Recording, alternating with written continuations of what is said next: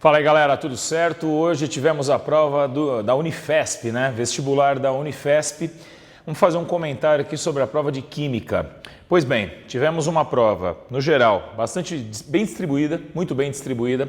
Os temas de Química, dentro de uma prova com 5 questões, foram bastante explorados, né? Tivemos 2 questões de Físico-Química, uma questão de estrutura da matéria, essencialmente, né? Uma questão de Química Geral e uma questão de Química Orgânica. Então, os assuntos realmente foram muito bem espalhados. Claro, não dá para cobrar a Química toda numa prova de 5 questões, mas as questões escolheram bem, assim, em cada questão os temas foram muito bem escolhidos.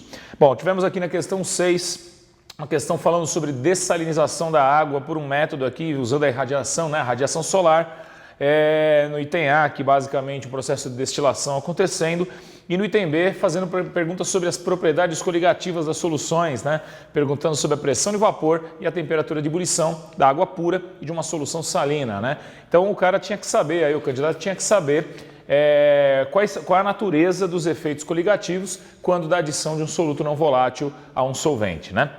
A questão 7 é uma questão muito bacana, um experimentozinho que se faz logo no primeiro dia de laboratório num curso de Química, né, que é a determinação da densidade de um sólido através do deslocamento de líquido e a medição da sua massa, né? O item B, uma estequiometria, né? Essencialmente uma estequiometria básica com rendimento de 100%, não tinha muito detalhe aqui, não tinha muita dificuldade, né? A questão 8, uma questão muito bacana, falando da cisplatina, né, um composto antitumoral, brincando aí com a questão das forças intermoleculares, né? Quando você olhava para as duas estruturas, percebia-se na estrutura B, quando a cisplatina estava ligada à guanina, a formação de uma ligação de hidrogênio, as antigas pontes de hidrogênio, uma ligação de hidrogênio intramolecular. Ou seja, além da ligação covalente, né, obtida ali entre a platina e o nitrogênio, havia, além disso, uma interação intramolecular que aumentava a coesão da platina no segundo caso, com a estrutura B, né? E no item B da questão, um cálculo envolvendo aí as massas molares, um cálculo envolvendo a teoria atômico-molecular. Muito legal essa questão, muito bacana.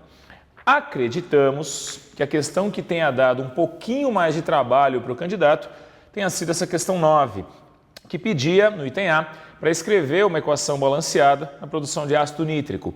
E tinha que se fazer aqui a somatória das equações químicas para a obtenção da equação global. Lógico, tinha que se fazer algumas multiplicações para que o balanço de massas pudesse ser obtido. Um detalhe interessante que talvez alguns candidatos tenham tido um pouco de estranhamento nesse momento.